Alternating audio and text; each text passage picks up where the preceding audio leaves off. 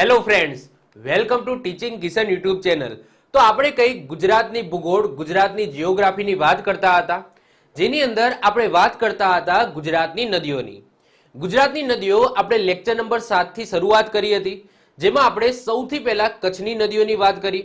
એના પછી lecture number 8 ની અંદર સૌરાષ્ટ્રની નદીઓની વાત કરી। લેક્ચર નંબર 9 ની અંદર આપણે ઉત્તર ગુજરાતની નદી અને મધ્ય ગુજરાતની અમુક નદી જોઈ ગયા હતા। તો આઈ હોપ સો તમે અગાઉના 9 લેક્ચર જોઈ લીધા હશે। ચલો, ભલે તમે અગાઉના 9 લેક્ચર ન જોવો, પરંતુ લેક્ચર નંબર 7, 8 અને 9 જોઈ લેજો, કારણ કે એની અંદર આપણે ગુજરાતની નદીઓની વાત કરેલી છે। તો મેં સ્ટાર્ટિંગથી ફ્લોમાં ચલાવેલું છે। સૌથી પહેલા નદીઓ કોને કહેવામાં આવે, ગુજરાતમાં કયા પ્રકારની કઈ નદી ક્યાં આવેલી છે, એની આપણે લેક્ચર નંબર 7 ની અંદર વાત કરેલી હતી। એના પછી લેક્ચર નંબર 7 માં જ આપણે કચ્છની સંપૂર્ણ નદીઓની વાત કરી। એના પછી લેક્ચર નંબર 8 ની અંદર સૌરાષ્ટ્રની સંપૂર્ણ નદીઓની વાત કરી ગયા। તો I hope so lecture number 7 અને 8 જોઈ લીધો હશે। લેક્ચર નંબર 9 થી આપણે ઉત્તર ગુજરાતની નદીઓ, જેને આપણે 3 ભાગમાં જોવાની હતી, ઉત્તર ગુજરાતની નદીઓ, મધ્ય ગુજરાતની નદીઓ અને દક્ષિણ ગુજરાતની નદીઓ। તો લેક્ચર નંબર 9 માં આપણે ઉત્તર ગુજરાતની સંપૂર્ણ નદીઓ કવર કરી ગયા, જેની અંદર બનાસ, રૂપેણ અને સરસ્વતી નદીની વાત કરી હતી। એના પછી આપણે વાત કરતા હતા મધ્ય ગુજરાતની નદીઓ, જેની અંદર આપણે સાબરમતી નદી અને એની સહાયક નદીઓની વાત કરી। એના પછી આપણે વાત્રક નદી અને એની સહાયક નદી મેસો, માજમ, સેઢી, એની આપણે વાત કરી ગયા। તો આઈ હોપ સો તમે અગાઉના 7, 8 અને 9 તમે આ 3 લેક્ચર જોઈ લીધા હશે। ઓકે, તો આ છે ગુજરાતની જીઓગ્રાફીનો લેક્ચર નંબર 10, જેની અંદર આપણે ગુજરાતની નદીઓને આગળ વધારીશું। આ એટલે કે પાર્ટ 4 છે એનો। તો આપણે વાત કરીએ એમ કે આપણે મધ્ય ગુજરાતની નદીઓ જોતા હતા। તો લેક્ચર નંબર 9 ની અંદર આપણે સાબરમતી નદીની ડીપમાં વાત કરી દીધી।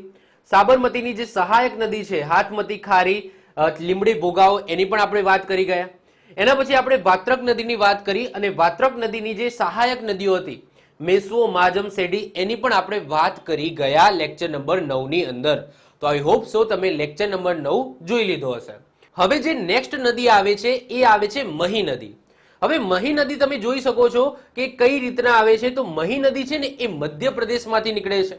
મધ્યપ્રદેશમાં મેહદ સરોવર આવેલું છે, અને આ મેહદ સરોવરમાંથી મહી નદીનો ઉદ્ભવ થાય છે। હવે મહી નદી એ મધ્યપ્રદેશમાંથી ડાયરેક્ટ આપણા ગુજરાતમાં પ્રવેશતી નથી।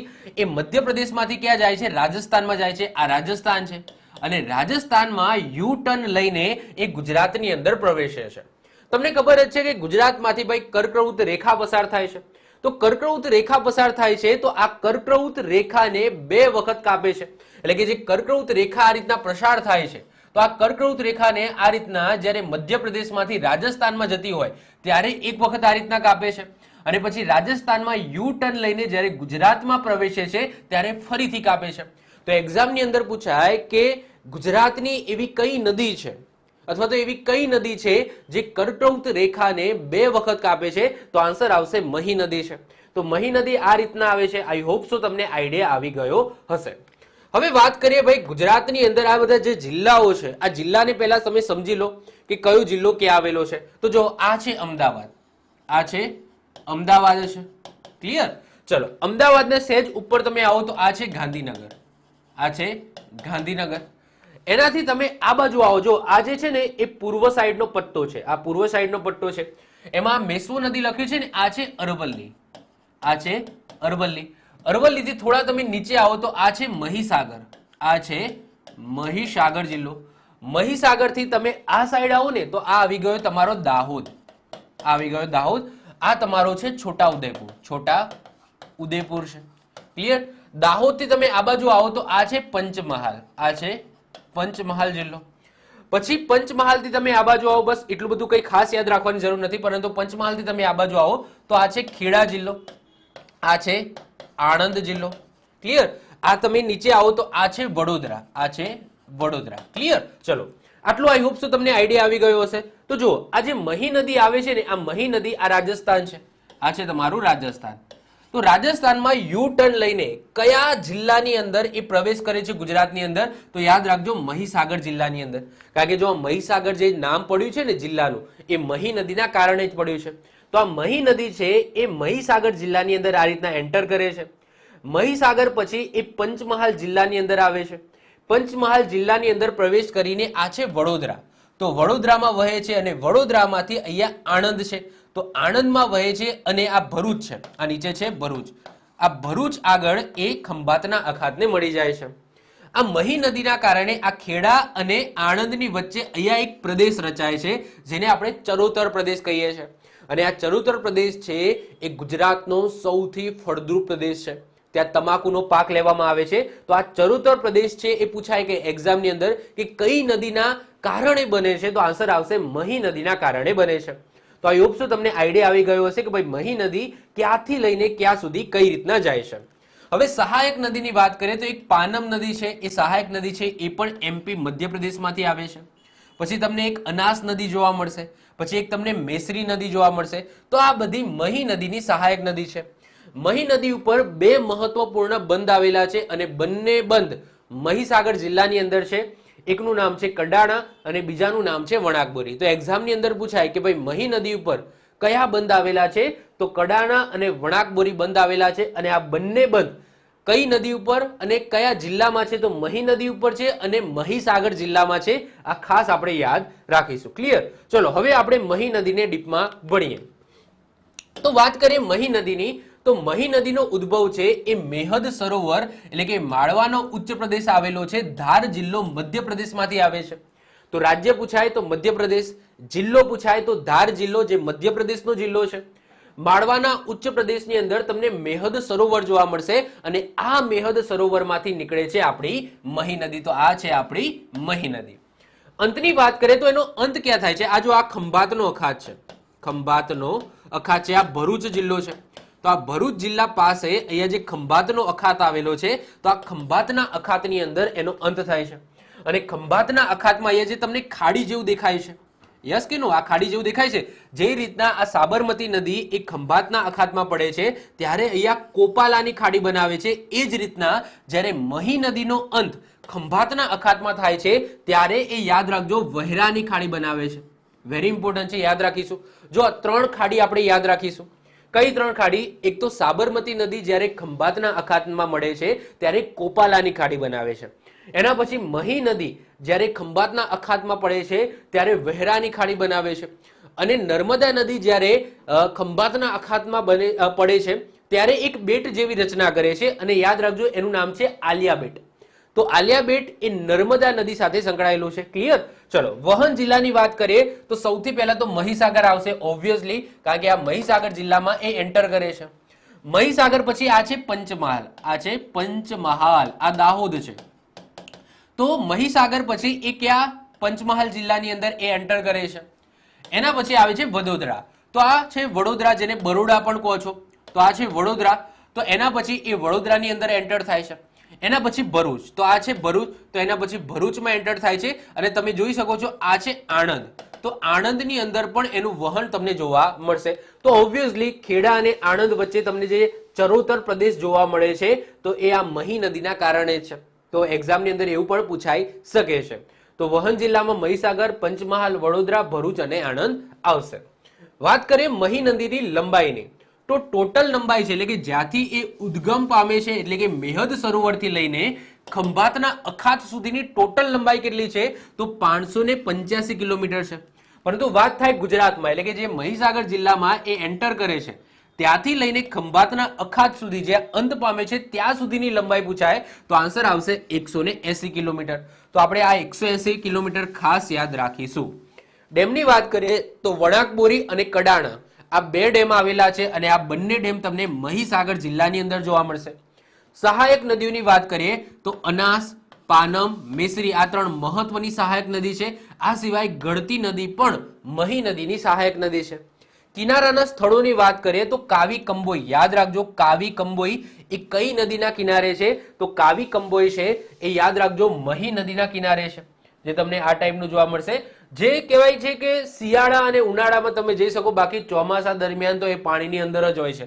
તો આવું કાવી કંબોઈ નામનું જે સ્થળ છે, ધાર્મિક સ્થળ છે, એ મહી નદીના કિનારે છે.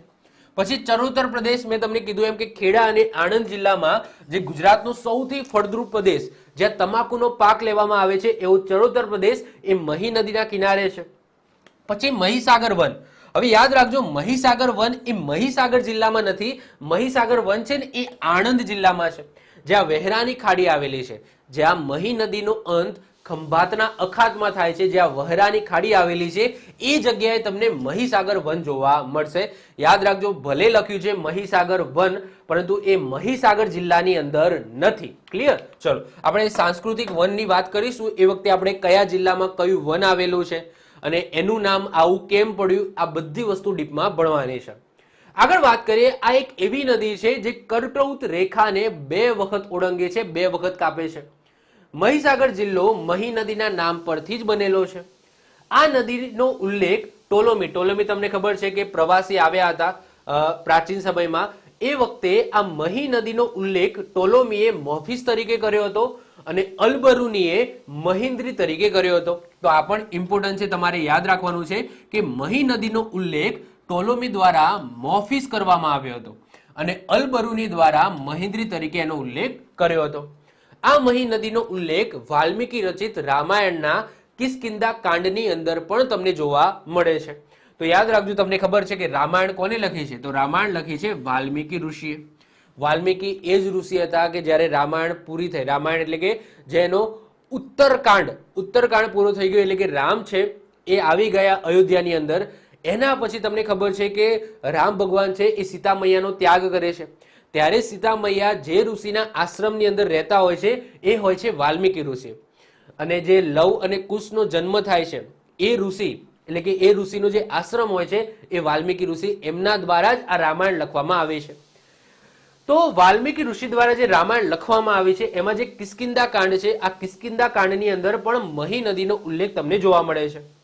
પુરાણોમાં મહી નદીને મહતી અને જે મહી પ્રદેશ છે એને માહે કહ્યો છે. આ નદીના કારણે ગુજરાતનો સૌથી ફળદ્રુપ પ્રદેશ ચરોતર આવેલો છે, જ્યાં તમાકુનો પાક લેવામાં આવે છે. તો આઈ હોપ સો મહી નદીમાંથી તમને જેટલી પણ ડિટેલ્સ છે જે મેં તમને કીધી એ તમને ખ્યાલ આવી ગઈ હશે. અને મહત્વપૂર્ણ છે, આ એનો જે રૂટ છે એ રૂટ પણ તમને ખબર હોવી જોઈએ. ક્લિયર? ચલો નેક્સ્ટ આવે છે વિશ્વામિત્રી નદી. મોસ્ટ આઈએમપી નદી છે. અહીંયા તમે ઇમેજની અંદર જુઓ તો વિશ્વામિત્રી નદી તમને ક્યાં જોવા મળશે? તો અહીંયા જોવા મળશે.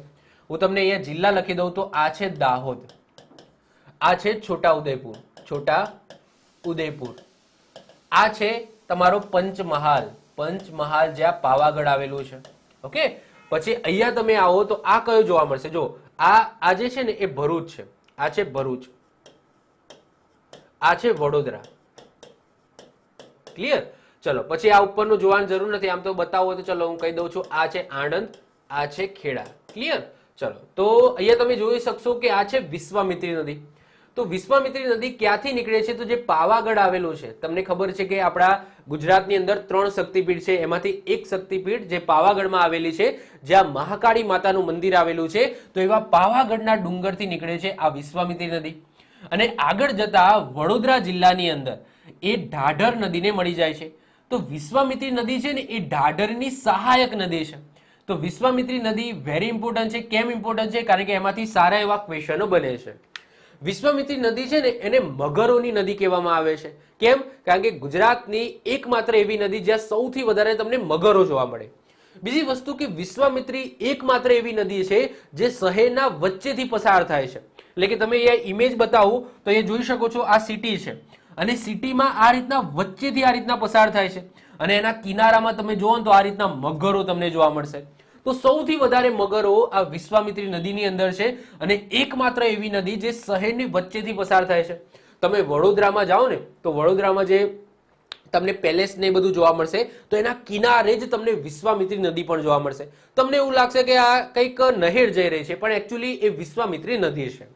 તો વાત કરીએ વિશ્વામિત્રી નદીની તો એનો ઉદ્ભવ પાવાગઢનો પર્વત એટલે કે પંચમહાલ જિલ્લો આવશે. જિલ્લો પૂછાય તો પંચમહાલ. પાવાગઢ તમને ખબર જ છે, મહાકાળી માતાનું મંદિર આવેલું છે. અને અંત વાત કરીએ તો અંત એ ઢાઢર નદીમાં એનો અંત થઈ જાય છે. કઈ જગ્યાએ? તો વડોદરામાં.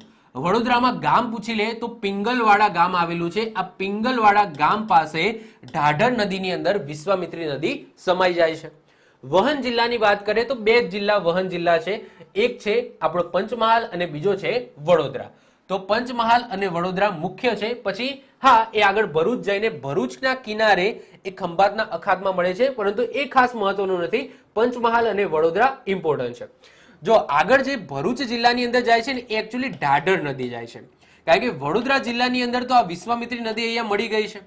એના પછી અહીંયાથી તો એ ઢાઢર કહેવાય છે. તો ખાલી વિશ્વામિત્રી નદીનો જો જિલ્લો કહીએ તો એ પંચમહાલ અને વડોદરા જ આવશે. કિનારાના સ્થળોની વાત કરીએ તો યાદ રાખજો, બરોડા, વડોદરા. એક્ઝામની અંદર પૂછાય કે વડોદરા અથવા તો બરોડા એ કઈ નદીના કિનારે છે, તો ઢાઢર ના લગતા આન્સર આવશે વિશ્વામિત્રી નદી. હવે આ નદીનું નામ છે વિશ્વામિત્ર કરીને ઋષિ છે, વિશ્વામિત્ર. તો આ વિશ્વામિત્ર ઋષિના નામ ઉપરથી વિશ્વામિત્રી નામ પાડવામાં આવે છે. આ નદીમાં સૌથી વધારે મગરો જોવા મળે છે, એટલા જ માટે આ નદીને મગરોની નદી. આ સિવાય આને બીજી ભાષામાં કહેવું હોય તો ગુજરાતની લિમ્પોપો. આ લિમ્પોપોનો મતલબ જ એ થાય ભાઈ મગરો. તો મગરોની નદી એટલે કે ગુજરાતની લિમ્પોપો કહે છે. તો આ શબ્દ પૂછાય કે ભાઈ કઈ નદીને ગુજરાતની લિમ્પોપો કહે છે, તો આન્સર આવશે વિશ્વામિત્રી નદી. કેમ ભાઈ એને લિમ્પોપો કહે છે? કારણ કે આમાં સૌથી વધારે તમને મગરો જોવા મળે છે. ભારતની એકમાત્ર એવી નદી છે જે શહેરની વચ્ચેથી પસાર થાય છે. આમ તમે જોવા મળશે, તમને એમ લાગશે કે સાહેબ અમદાવાદની અંદર જે સાબરમતી છે એ બરાબર છે કે ભાઈ સિટીમાંથી, પરંતુ આ નહેરોના રૂપે આમ પસાર થતી હોય, મતલબ કે તમે અહીંયા રહેતા હોય અને તમારા આગળથી આ રીતના પસાર થતી હોય, એવી નદી તમને ક્યાંય જોવા નહીં મળે આખા ભારતની અંદર. પરંતુ આ એકમાત્ર એવી નદી છે. તો અહીંયા તમે જોઈ શકો છો, અહીંયા બિલ્ડિંગો છે અને એના આગળથી જ આ રીતના જસ્ટ નદી પસાર થાય છે. તો આ રીતના સિટીની વચ્ચેથી પસાર થતી હોય, શહેરની વચ્ચેથી પસાર થતી હોય એવી એકમાત્ર નદી એટલે વિશ્વામિત્રી નદી. ક્લિયર? ચલો આગળ વાત કરીએ. 20મી સદીની શરૂઆતમાં મહારાજા સયાજીરાવ ગાયકવાડ ત્રીજાએ આજવા ડેમ બંધાવ્યો હતો. તો અહીંયા તમે જોઈ શકો છો, આ છે આજવા ડેમ. તમને ક્યાં જોવા મળશે? વડોદરામાં જોવા મળશે. તો આજવા ડેમ બંધાવ્યો હતો. અહીં મહારાજા સયાજીરાવ ગાયકવાડ ત્રીજાએ સરોવરનું પણ નિર્માણ કરાવ્યું હતું, જેને પ્રતાપસિંહ જળાશય તરીકે આજે ઓળખવામાં આવે છે. આ સરોવર ઉપર તમને 7 દરવાજા જોવા મળશે, એટલે કે આ જે ડેમ છે એમાં તમને 7 દરવાજા જોવા મળશે, જેમાંથી 3 દરવાજા વિશ્વામિત્રી નદી સાથે જોડાયેલા છે. વડોદરા મ્યુનિસિપલ કોર્પોરેશન દ્વારા વિશ્વામિત્રી નદી પર રિવરફ્રન્ટ જેવી યોજના બનાવવાનો પ્રસ્તાવ મૂક્યો છે. હજી પારિત થયો નથી, મતલબ કે હજુ બનાવવાની શરૂઆત નથી થઈ. જસ્ટ તમે એમ લખશો ને ગૂગલની અંદર કે વિશ્વામિત્રી નદી રિવરફ્રન્ટ, તો તમને ઇમેજો જોવા મળશે, પરંતુ એ કેવી હશે? કાર્ટૂન દ્વારા. એટલે કે આમ વિચાર ઇમેજ કર્યું હોય કે ઇમેજિનથી કર્યું હોય કે ભાઈ આ રીતના આવું પ્લાનિંગ છે. બાકી એકચ્યુઅલી અત્યાર સુધી હજુ રિવરફ્રન્ટ બન્યું નથી. તો ભવિષ્યમાં બની શકે છે. તો વડોદરા મ્યુનિસિપલ કોર્પોરેશન દ્વારા વિશ્વામિત્રી નદી પર રિવરફ્રન્ટ જેવી યોજના બનાવવાનો પ્રસ્તાવ મૂક્યો છે. ક્લિયર? તો આપણે પ્રસ્તાવ મૂક્યો છે એ રીતના જ અત્યારે ભણીશું, પછી જ્યારે બની જશે ત્યારની વાત ત્યારે. તો જસ્ટ આપણે યાદ રાખીશું, સયાજીરાવ ત્રીજા તમને ખબર જ છે મહાન શાસક થઈ ગયા, જેમને ઘણી બધી, જેમ કે બરોડા એટલે કે બેંક ઓફ બરોડા છે એમની સ્થાપના પણ કોને કરાવી હતી? તો સયાજીરાવ ગાયકવાડ ત્રીજાએ કરાવી હતી. પછી મફત શિક્ષણ એની શરૂઆત પણ કરાવી હતી. જ્યારે હિસ્ટ્રી ભણીશું ત્યારે આપણે ડીપમાં વાત કરીશું, પરંતુ આ વ્યક્તિ આઈ હોપ્સ તમને ખબર હશે. અને એમને પાછા દત્તક લેવામાં આવ્યા હતા. એ પરંપરાગત રીતે નતા આવ્યા, એમને દત્તક લેવામાં આવ્યા હતા, એવી હિસ્ટ્રી છે એમની. તો એમની વાત તો આપણે કરીશું જ જ્યારે હિસ્ટ્રી ભણીશું ત્યારે, પણ એજ ઓફ નાવ આ જે જીઓગ્રાફી બેઝિસ ઉપર એમનું જે મહત્વ છે એ થોડું આપણે સમજી લઈએ. ક્લિયર? તો યાદ રાખજો, આજવા ડેમ બાંધવામાં આવ્યો તો કોને? સયાજીરાવ ગાયકવાડ ત્રીજા દ્વારા. અને એમના આ બંધના કારણે જે સરોવરનું નિર્માણ થયું છે એને પ્રતાપસિંહ જળાશય કહેવામાં આવે છે. 7 દરવાજા છે, એમાંથી 3 દરવાજા વિશ્વામિત્રી નદી સાથે જોડાયેલા છે. અને વડોદરા મ્યુનિસિપલ કોર્પોરેશન દ્વારા વિશ્વામિત્રી નદી ઉપર રિવરફ્રન્ટ જેવી યોજના બનાવવાનો પ્રસ્તાવ મૂક્યો છે. ક્લિયર? ચલો નેક્સ્ટ વાત કરીએ ઢાઢર. જો વિશ્વામિત્રી નદી છે એ આગળ જઈને વડોદરાની અંદર એ ઢાઢર નદીની અંદર સમાઈ જાય છે. તો ઢાઢર નદીની વાત કરીએ તો આમ વિશ્વામિત્રી જેટલું મહત્વ નથી ધરાવતી, પરંતુ ઢાઢર નદીને પણ ભણવી જરૂરી છે. ઉદ્ભવની વાત કરીએ, એનો ઉદ્ભવ પણ વિશ્વામિત્રીની જેમ પંચમહાલ જિલ્લામાં જે પાવાગઢની જે ટેકરીઓ આવેલી છે, પરંતુ ત્યાં એને અલગ નામથી ઓળખવામાં આવે છે, શિવરાજપુરની ટેકરીઓ. ત્યાંથી એનો ઉદ્ભવ થાય છે. અને એનો અંત ક્યાં થાય છે? તો એનો અંત થાય છે, એ તમે જોઈ શકો છો, આ ભરૂચ જિલ્લો છે. તો ભરૂચ જિલ્લામાં વહીને ભરૂચ જિલ્લાના કિનારે ખંભાતના અખાતમાં, આ ખંભાતનો અખાત છે, તો આ ખંભાતના અખાતની અંદર થઈ જાય છે. લંબાઈની વાત કરીએ તો 142 કિલોમીટર ઢાઢર નદીની લંબાઈ છે, યાદ નહીં રાખીએ આપણે. વહન જિલ્લાની વાત કરીએ તો 3 જિલ્લા આપણે યાદ રાખીશું. સૌથી પહેલો પંચમહાલ, જ્યાંથી નીકળે છે. પછી વડોદરા જિલ્લો જ્યાં એને વિશ્વામિત્રી નદી મળે છે, અને એના પછી એ ભરૂચ જિલ્લાની અંદર આવે છે, અને ભરૂચ જિલ્લાના કિનારે એ ખંભાતના અખાતમાં અંત પામે છે. સહાયક નદીની વાત કરીએ તો મુખ્ય સહાયક નદી છે વિશ્વામિત્રી નદી. આ સિવાય દેવ, જાંબુઓ અને સૂર્યા આ 3 નદી પણ ઢાઢર નદીની સહાયક નદી છે. આ નદી જ્યાં ખંભાતના અખાતને મળે છે ત્યાં યાદ રાખજો કયો બેટ બનાવે છે, તો યાદ રાખજો વચલા બેટ બનાવે છે. આ પણ મહત્વપૂર્ણ છે. બેટનો મતલબ શું થાય? જો એવી જગ્યા જેની આજુબાજુ પાણી હોય, મતલબ કે સમજી લો આ રીતના નદી આવે છે. હવે નદી છે ને એ આ જે ભૂમિ ભાગ છે એના ચારે બાજુ આ રીતના ફેલાઈ જાય છે, એનું પાણી આ રીતના ફેલાઈ જાય છે, અને અહીંયા દરિયો છે, આ દરિયો છે.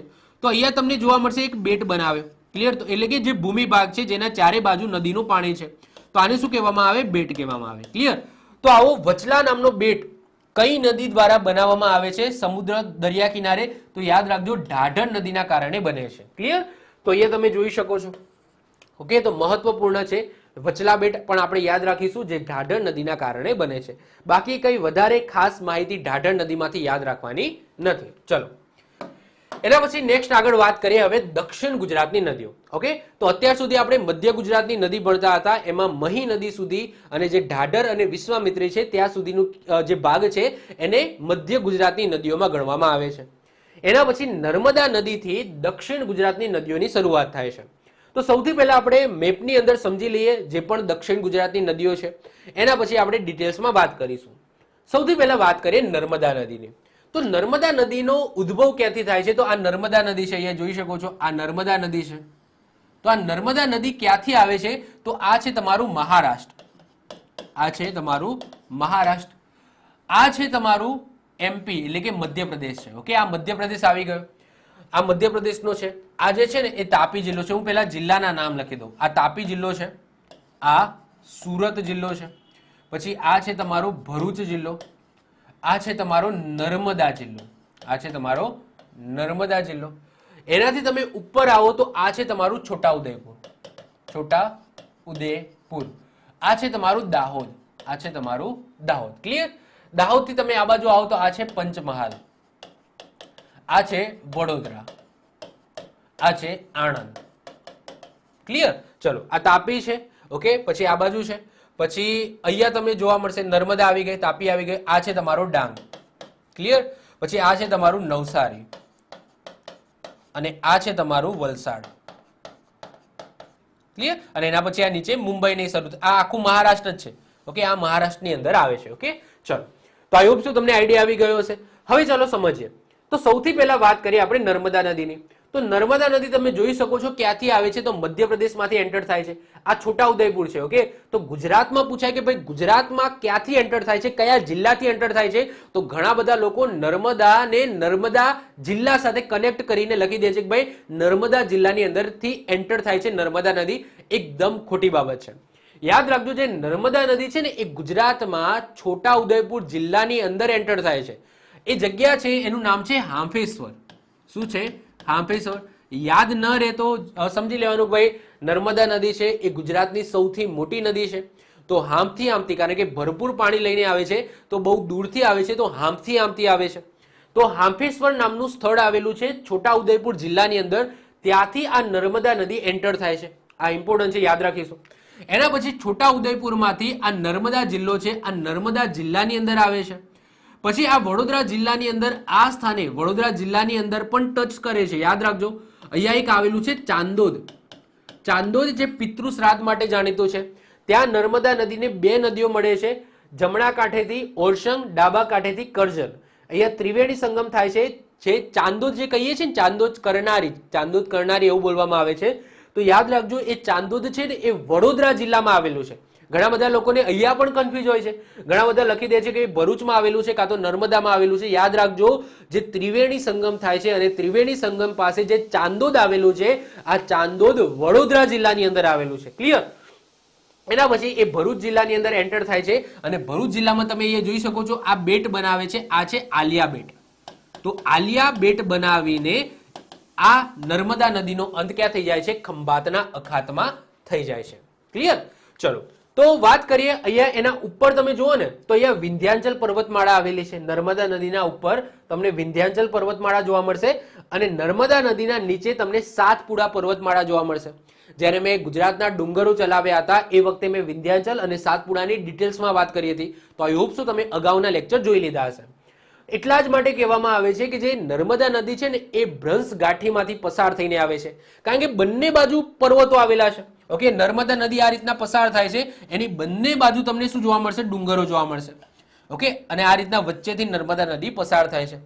અને આ જે સાતપુડા છે એની દક્ષિણથી તમે તાપી નદી જોવા મળશે. અહીંયા દેખાય છે, આ તાપી નદી છે. તો આ રીતના ક્રમ આપણે યાદ રાખીશું. સૌથી પહેલા વિંધ્યાચલ પર્વતમાળા છે, પછી નર્મદા નદી છે, પછી સાતપુડા છે અને પછી તાપી નદી છે. અને એટલા માટે સાતપુડા જે રેન્જ છે એને નર્મદા અને તાપી નદીનો જળ વિભાજક કહેવામાં આવે છે. કેમ? કારણ કે બંને નદીનું જે પાણીનું વહેણ છે એને અલગ પાડે છે. સાતપુડા તમે જોઈ શકો છો, એની બંને બાજુ નદીઓ છે, એટલા માટે સાતપુડાને શું કહેવામાં આવે? નર્મદા અને તાપી નદીના જળ વિભાજક તરીકે ઓળખવામાં આવે છે. એમ પૂછાય કે ભારતના જળ વિભાજક તરીકે કોને ઓળખવામાં આવે છે? તો વિંધ્યાચલ પર્વતમાળા આવશે.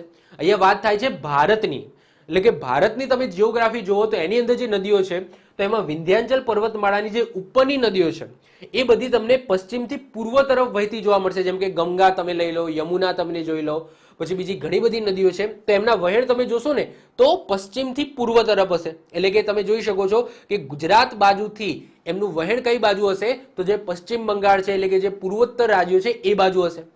અને વિંધ્યાચલ પર્વતમાળાની દક્ષિણે તમે જોશો ને તો એમાં જે બધી નદીઓ આવેલી છે ને એ બધાનું વહેણ તમને પૂર્વથી પશ્ચિમ જોવા મળશે. એટલે કે ગુજરાત તરફ આવતી હોય એ રીતના તમને જોવા મળશે. તો જ્યારે ભારતની ભૂગોળ ચલાવીશું ત્યારે વાત કરીશું, પણ એજ ઓફ નાઉ આટલું સમજી લો. ક્લિયર? ચલો, તો આ મેં તમને કહી દીધું. અને યાદ રાખજો કે નર્મદા નદીની બે મહત્વપૂર્ણ સહાયક નદી છે, એક છે ઓરસંગ અને બીજી કરજણ.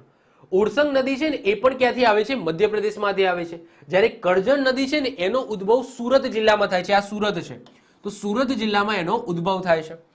એમ પૂછાય કે જમણા કાંઠાની અને ડાબા કાંઠાની યાદ રાખજો. જો હવે કઈ રીતના નક્કી કરીશું તો નદી મુખ કઈ બાજુ કહેવાય? તો આ બાજુ નદીનું મુખ કહેવાય. તો આ રીતના જઈ રહી છે. તો આ જે મારો ભાગ છે આ કયો છે? જમણો છે. તો જમણા ભાગની જે છે એ ઓરસંગ છે અને નીચેનો ભાગ એ ડાબો થશે. તો ડાબા બાજુથી આવે છે એ કરજણ થશે. તો જમણા બાજુથી ઓરસંગ અને ડાબા બાજુથી કરજણ આવે છે. ક્લિયર? ચલો, આઈડિયા આવી ગયો તમને? હવે આપણે ડિટેલ્સમાં વાત કરીશું. અને હા, ઓરસંગ નદી છે ને, આ ઓરસંગની પણ એક સહાયક નદી છે જેનું નામ છે હેરણ. અને હેરણ ખાલી એટલું યાદ રાખી લો કે હેરણ નદીના કિનારે તમને સૌથી વધારે તરબૂચની ખેતી જોવા મળશે. બીજું કંઈ યાદ રાખવાની જરૂર નથી, ક્યાંથી નીકળી ક્યાં જઈને મળે છે. ઓરસંગ નદીની સહાયક નદી છે. જસ્ટ એટલું યાદ રાખો કે હેરણ નદીના કિનારે તમને તરબૂચની ખેતી વધારે જોવા મળશે. જસ્ટ એટલું યાદ રાખી લો. ક્લિયર? ચલો, એના પછી તમે નીચે આવી જાઓ તાપી નદી. એક વખત આપણે મેપમાં બધી નદી જોઈ લઈએ, પછી આપણે વાત કરીએ આપણે ડિટેલ્સમાં. તાપી નદી જોશો તો સાતપુડાની નીચેથી જે સાતપુડા રેન્જ છે ત્યાંથી જ નીકળે છે આ તાપી નદી. તાપી નદી છે ને એ ગુજરાતમાં કઈ જગ્યાએથી એન્ટર થાય છે? તો તાપી નદીમાંથી જ, તાપી જિલ્લો છે ત્યાંથી જ એ એન્ટર કરે છે. અહીંયા એક સ્થળ આવેલું છે હરણફાળ. હરણફાળ કરીને સ્થળ આવેલું છે અને આ હરણફાળ સ્થળ એ તાપી જિલ્લામાં આવેલું છે. ત્યાંથી એ ગુજરાતમાં એન્ટર કરે છે. પછી એ તાપી જિલ્લાની અંદર વહે છે. ઓકે, મહારાષ્ટ્રની અંદર પણ સારું એવું પાણી તમને જોવા મળશે તાપી નદીનું. તો યાદ રાખજો, આ જો આ મહારાષ્ટ્ર છે, આ પણ મહારાષ્ટ્ર છે. ઓકે, અહીંયાથી જો આ નર્મદા નદી છે, પછી આ રીતના તાપી નદી છે, તો આ પણ મહારાષ્ટ્ર છે. તો એનું સારું એવું પાણી છે ને એ તમને મહારાષ્ટ્રની અંદર જોવા મળશે. એના પછી તાપી નદીમાં તાપી જિલ્લાની અંદર આ તાપી નદી ઉપર તમને ઉકાઈ બંધ જોવા મળશે. અને આગળ જતા આ સુરત જિલ્લો છે, આ સુરત જિલ્લામાં તાપી નદી ઉપર તમને કાંકરાપર નામનો બંધ જોવા મળશે. અને એન્ડમાં એ તાપી નદી છે એ ખંભાતના અખાતને મળી જાય છે. એના પછી વાત કરીએ નીચે, તો તાપી નદીના નીચે તમને દક્ષિણ ગુજરાતની સારી એવી નદીઓ જોવા મળશે જે હંગામી નદીઓ કહેવામાં આવે છે, જે નોર્મલી શિયાળા ઉનાળામાં શાંત હોય છે પરંતુ ચોમાસામાં ભરપૂર પાણી લઈને આવે છે. એટલા માટે પૂરની નદીઓ પણ કહેવામાં આવે છે. અને આની અંદર ઘોડાપૂર તમને જોવા મળશે, એટલે કે એકદમ ફોર્સમાં પૂર આવતું હોય એવા પૂર તમને જોવા મળશે. તમને ખબર છે કે આખા ગુજરાતમાં સૌથી વધારે વરસાદ ક્યાં પડે છે? તો અહીંયા દક્ષિણ ગુજરાતની અંદર પડે છે. વાત કરીએ એમાં કઈ કઈ નદી આવશે, તો એક તો પૂર્ણા નદી આવશે અને આ પૂર્ણા નદીના કિનારે જ નવસારી જિલ્લો આવેલો છે. પછી તમને એક અંબિકા જોવા મળશે, પછી ઔરંગા જોવા મળશે, પાર જોવા મળશે, કોલક જોવા મળશે અને છેલ્લી એક્ઝામની અંદર પૂછાય કે ગુજરાતની સૌથી દક્ષિણતમ નદી કઈ, તો આન્સર આવશે દમણગંગા. ક્લિયર? તો આ રીતના તમને 1 બાય 1 આપણે આ બધી નદીઓને ભણીએ. ક્લિયર? ચલો શરૂઆત કરીશું આપણે નર્મદા નદીથી. તો નર્મદા નદી અહીંયા તમે જોઈ શકો છો. તો આ નર્મદા નદી ક્યાંથી આવે છે? તો નર્મદા નદી મધ્યપ્રદેશમાંથી આવે છે. મધ્યપ્રદેશમાં જે વિંધ્યાચલ પર્વતમાળા આવેલી છે, આ વિંધ્યાચલ પર્વતમાળાનો જ એક ભાગ છે અમરકંટક પહાડી. તો વિંધ્યાચલ પર્વતમાળાનો જ એક પર્વત તમને જોવા મળશે. એકચ્યુઅલી હું વાત કરું ને તો વિંધ્યાચલ પર્વતમાળાના ભાગ રૂપે ત્યાં તમને એક ટેકરીઓ જોવા મળશે. આ રીતના ટેકરીઓ જોવા મળશે જેને મૈકલ પહાડી કહેવામાં આવે છે. મૈકલ પહાડી. અને આ મૈકલ પહાડીની અંદર તમને એક પર્વત અથવા તો એક ડુંગર જોવા મળશે જેનું નામ છે અમરકંટક. અને આ અમરકંટક નામના ડુંગરમાંથી નીકળે છે આપણી નર્મદા નદી. તો જિલ્લો પૂછાય, સોરી જિલ્લો કે રાજ્ય પૂછાય તો મધ્યપ્રદેશ રાજ્ય. મધ્યપ્રદેશ રાજ્યની અંદર આ જે વિંધ્યાચલ પર્વતમાળા છે, આ વિંધ્યાચલ પર્વતમાળાના ભાગ રૂપે તમને મૈકલની ટેકરીઓ જોવા મળશે. શું જોવા મળશે? મૈકલની ટેકરીઓ. અને આ મૈકલની ટેકરીનું એક ઊંચું શિખર એટલે કે અમરકંટક. અને ત્યાંથી આપણી આ નર્મદા નદી નીકળે છે. વાત કરીએ એન્ડની, તો ક્યાં એન્ડ કરે છે? તો ઓબ્વિયસલી ખંભાતના અખાતની અંદર એનો એન્ડ થાય છે. ભરૂચ અંકલેશ્વર પાસે એનો એન્ડ થાય છે ખંભાતના અખાતમાં. લંબાઈની વાત કરીએ તો મોસ્ટ આઈએમપી આપણે નર્મદા નદીની લંબાઈ યાદ રાખીશું. ગુજરાતમાં 160 છે. અને ટોટલ લંબાઈની વાત કરીએ એટલે કે જ્યાંથી અમરકંટકમાંથી નીકળે છે ત્યાંથી લઈને ભરૂચ જિલ્લા સુધી તો એની ટોટલ લંબાઈ છે 1310 કિલોમીટર. બધી પુસ્તકોમાં અલગ અલગ કિલોમીટર લખેલા હશે, પરંતુ આપણે પાઠ્યપુસ્તકને આધાર રાખીશું. વહન જિલ્લાની વાત કરીએ તો છોટાઉદેપુર. યાદ રાખજો, નર્મદા નદી છે એ ગુજરાતમાં કયા જિલ્લાથી પ્રવેશ કરે છે? તો છોટાઉદેપુર જિલ્લામાંથી પ્રવેશ કરે છે, ના કે નર્મદા જિલ્લામાંથી. એના પછી વડોદરા, ભરૂચ અને નર્મદા જિલ્લાની અંદર એનો માર્ગ છે. તમે એ જોઈ શકો છો. તો આ છે ને છોટાઉદેપુર છે, છોટાઉદેપુર. પછી આ તમને જોવા મળશે, આ તમારું ભરૂચ છે. ઓકે, આ નીચે તમને જોવા મળશે, આ તમારું સુરત છે, આ તમારું તાપી છે, આ તમારું નર્મદા છે. ક્લિયર? તો આ તમારું દેખાય છે, આ તમારું આ કયું છે? તો અહીંયા તમે જોવા મળશે કે આ છે ને છોટાઉદેપુર. આ છોટાઉદેપુર છે. તો છોટાઉદેપુરમાંથી એન્ટર થાય છે, પછી નર્મદા જિલ્લાની અંદર આવે છે. પછી આ છે ને એ વડોદરા છે. તો વડોદરામાંથી સહેજ પ્રસાર થઈને એ પછી ભરૂચની અંદર આવી જાય છે. ડેમની વાત કરીએ તો Sardar Sarovar dam most IMP છે. આની વાત આપણે અહીંયા નહીં કરીએ, એટલે કે આ લેક્ચરમાં નહીં કરીએ, પરંતુ જ્યારે ગુજરાતની પરિયોજનાની વાત કરીશું એમાં આપણે સરદાર સરોવર ડેમને ડીપમાં ભણીશું. તો એ જો નામ યાદ રાખી લો કે નર્મદા નદી ઉપર ગુજરાતની અંદર તમને સરદાર સરોવર ડેમ જોવા મળશે અને નર્મદા ડેમ જોવા મળશે.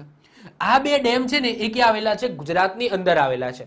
આ સિવાય તમને ઇન્દિરા ગાંધી ડેમ જોવા મળશે, જેના ઉપર તમને નર્મદા સાગર અથવા તો આ ડેમને પણ નર્મદા સાગર ડેમ કહેવામાં આવે છે. પરંતુ આ ડેમ મધ્યપ્રદેશની અંદર છે, ગુજરાતની અંદર નથી. પછી આ જ રીતના જીતગઢ યોજના છે એ પણ તમને મધ્યપ્રદેશમાં જોવા મળશે. તો ગુજરાતની અંદર સરદાર સરોવર ડેમ અને નર્મદા ડેમ જોવા મળશે નર્મદા નદીની અંદર, સોરી નર્મદા જિલ્લાની અંદર. જ્યારે ઇન્દિરા ગાંધી ડેમ અને જીતગઢ યોજના છે એ તમને મધ્યપ્રદેશમાં જોવા મળશે. સહાયક નદીની વાત કરું તો આમ તો નર્મદા નદીની ઘણી બધી સહાયક નદી છે, પરંતુ આપણે મહત્વની વાત કરીએ તો બે તો મહત્વની યાદ રાખી જ લઈશું. ઓરસંગ જે જમણા કાંઠાની સહાયક નદી છે અને કરજણ જે ડાબા કાંઠાની સહાયક નદી છે. આ સિવાય દૂધી છે, તવા છે, મન છે, ઉરી છે, ચોરલ છે, કોલાર છે, આ બધી નર્મદા નદીની સહાયક નદીની છે. વાત કરીએ કિનારાના સ્થળોની તો હાંફેશ્વર, જ્યાંથી નર્મદા નદી એન્ટર થાય છે એવું હાંફેશ્વર જે છોટાઉદેપુર જિલ્લામાં આવેલું છે. આ સિવાય કપિલધારા છે, સુલપાણેશ્વર છે, ગરુડેશ્વર છે, આ બધું તમને ક્યાં જોવા મળશે? નર્મદા જિલ્લામાં જોવા મળશે. પછી ચાંદોદ કરનાલી મોસ્ટ આઈએમપી જે પિતૃ શ્રાદ્ધ માટે જાણીતું છે, જે તમને વડોદરા જિલ્લામાં જોવા મળશે. પછી ભરૂચ જિલ્લો છે એ નર્મદા નદીના કિનારે છે અને સિનોર પણ યાદ રાખજો નર્મદા નદીના કિનારે છે. તો આ બધા કિનારાના સ્થળ પણ આપણે યાદ રાખીશું જે નર્મદા નદીના કિનારે છે, જેમાંથી વેરી ઇમ્પોર્ટન્ટ છે ચાંદોદ, મોસ્ટ આઈએમપી છે, યાદ રાખીશું. અને હાંફેશ્વર, ચાંદોદ યાદ રાખજો કયો જિલ્લો લાગશે? વડોદરા જિલ્લો લાગશે. હાંફેશ્વર યાદ રાખજો કયો જિલ્લો લાગશે? છોટાઉદેપુર જિલ્લો લાગશે. આગળ વાત કરીએ પાણીના જથ્થાની દ્રષ્ટિએ ગુજરાતની સૌથી મોટી નદી છે આ નર્મદા નદી. નર્મદા ગુજરાતમાં હાંફેશ્વર જે ક્યાં આવેલું છે? છોટાઉદેપુર જિલ્લામાં આવેલું છે. એ પાસેથી ગુજરાતમાં પ્રવેશ કરે છે. નર્મદા જ્યારે ખંભાતના અખાતમાં મળે છે ત્યાં આલિયા બેટ બનાવે છે. બેટ કોને કહેવામાં આવે મેં આગળ સમજાવી દીધું. નર્મદાને ગુજરાતની જીવાદોરી કહેવામાં આવે છે. યાદ રાખજો, ગુજરાતની જીવાદોરી કોને કહેવામાં આવે છે? તો યાદ રાખજો, નર્મદા નદીને કહેવામાં આવે છે.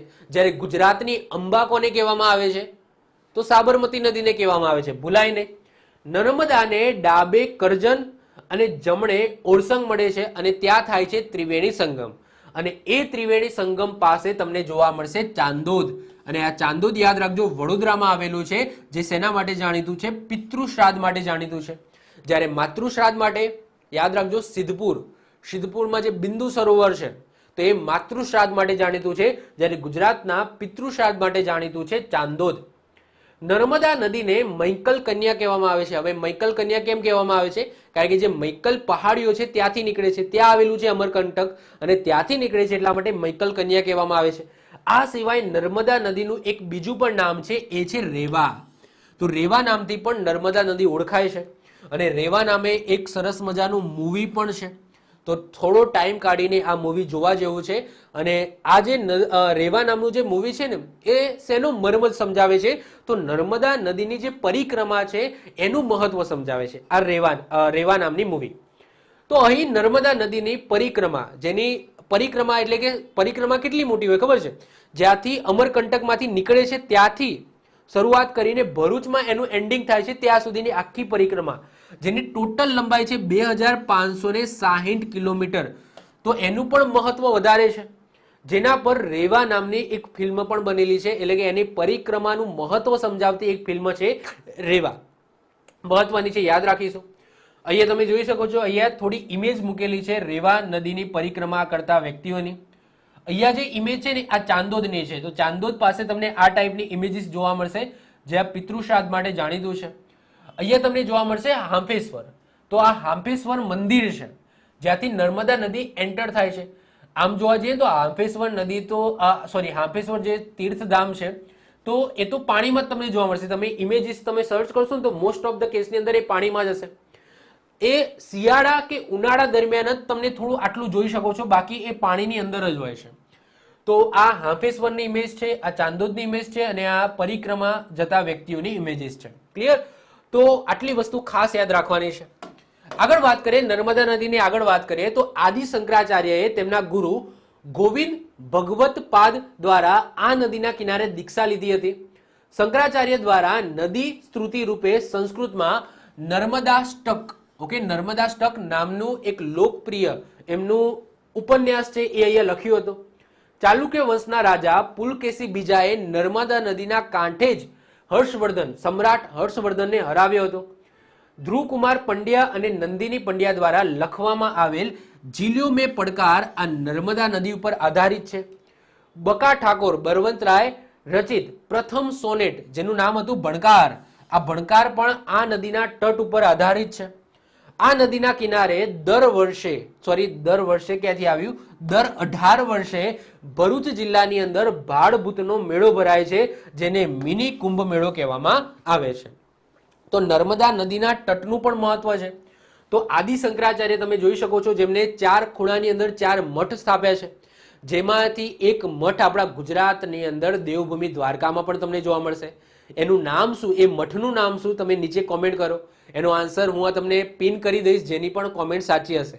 પરંતુ નીચે કોમેન્ટ કરો કે ભાઈ શંકરાચાર્ય દ્વારા જે 4 દિશાની અંદર જે 4 મઠ સ્થાપે છે એમાંથી એક મઠ આપણા દેવભૂમિ દ્વારકા જિલ્લામાં છે, એ મઠનું નામ શું છે?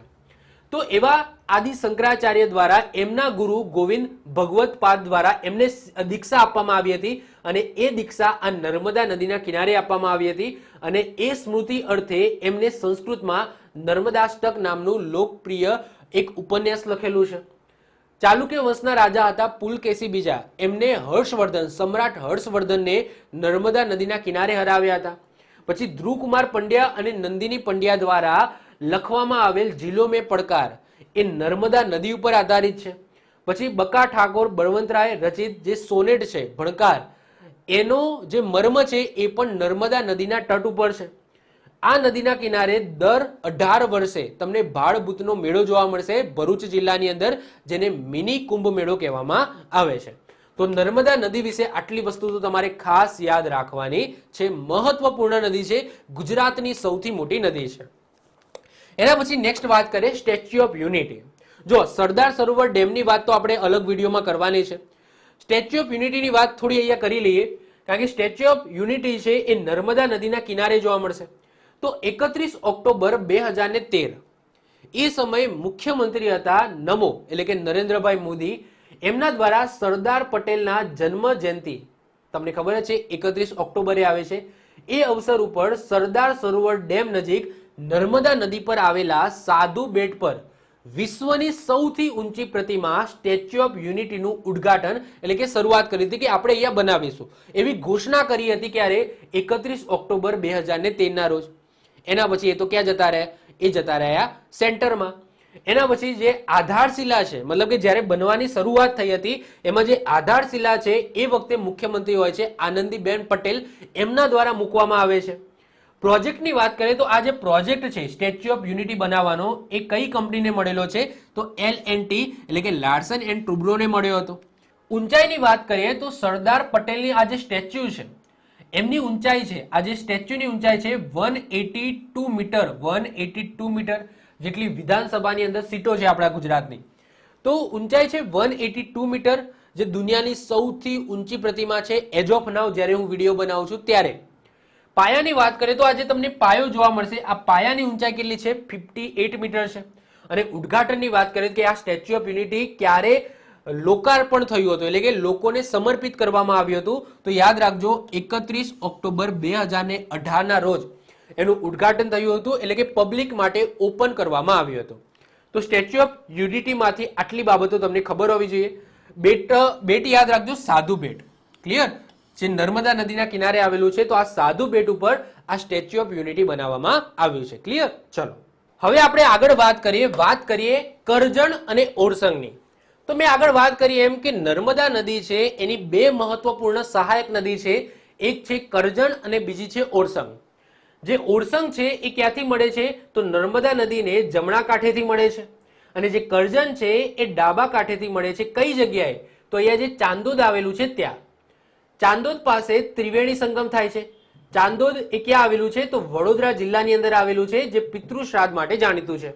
તો આ બે મહત્વપૂર્ણ જે સહાયક નદી છે એમની વાત કરી લઈએ. તો સૌથી પહેલા વાત કરીએ કરજણ નદીની. તો અહીંયા તમને જોવા મળશે ડાબા કાંઠાની જે નદી છે એ છે કરજણ, જેનો ઉદ્ભવ ક્યાંથી થાય છે? તો સુરત જિલ્લામાંથી ઉદ્ભવ થાય છે. તો સુરતમાં ઉમરાળા તાલુકાના જંગલોમાંથી આ કરજણ નદી આવે છે, જેનો અંત ચાંદોદ પાસે નર્મદા નદીની અંદર થાય છે. આ કરજણ નદી ઉપર તમને કરજણ ડેમ જોવા મળશે નર્મદા જિલ્લાની અંદર. કયા જિલ્લામાં? નર્મદા જિલ્લા. આ નર્મદા જિલ્લો છે, તો આ નર્મદા જિલ્લાની અંદરથી પણ પસાર થાય છે. તો આ નર્મદા જિલ્લાની અંદર કરજણ નદી ઉપર તમને કરજણ ડેમ જોવા મળશે.